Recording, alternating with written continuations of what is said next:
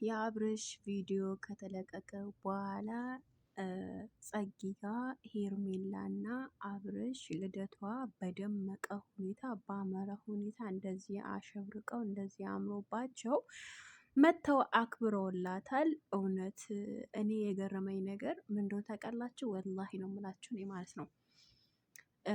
አንዳንድ ጊዜ እውነት ሆኖ የሚመስለን ነገር ውሸት ነው እና የዛሬ ቪዲዮ እኔ ምንም አላመረኝም። ለምን እንደሆነ ታውቃላችሁ? አሁን ምሳሌ አብርሽ የለቀቀው ቪዲዮ ዛሬ ማለት ነው ሩታ ፕሮግራማችን በጠበጠችን ምናምን ብለው ባረጉት ፍሎፋይሩ ወይም ታቤላው በደንብ ካያችሁት ማለት ነው ሄርሜላ ከኋላ ጃኬቱ ይዛለች፣ ሩታ ከፊት ለፊት ጃኬቱ ይዛለች እና ሜሪ ደግሞ እያስፈራራች ነው እዛ ጋር ማለት ነው እና የተሰራው ታቤላ እኔ ምንም ነገር አላመንኩም ማለት ነው። ውሸት ነው ሙሉ ለሙሉ ይሄ ነገር ዲራማ ነው።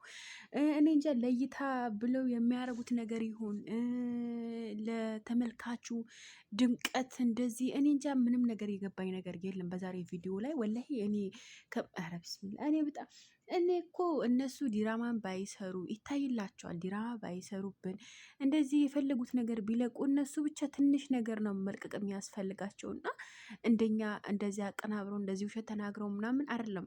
ኦልሬዲ እነሱ አንዴ ፈምሰዋል አይደለ?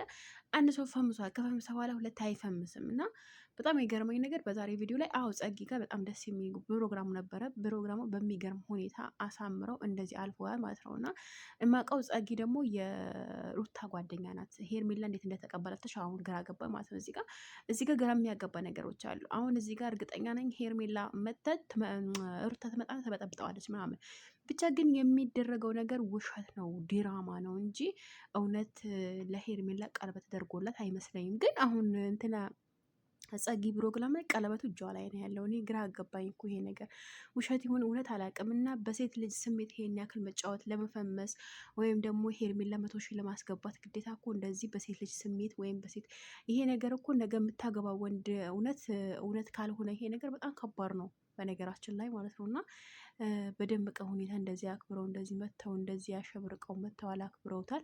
ግን ነገር ግን እርግጠኛ ነኝ ሩታ መታ እንደ በተበጠብጠው ፕሮግራሙ ማለት ነው። ምክንያቱም ዲራማ ስለሆነ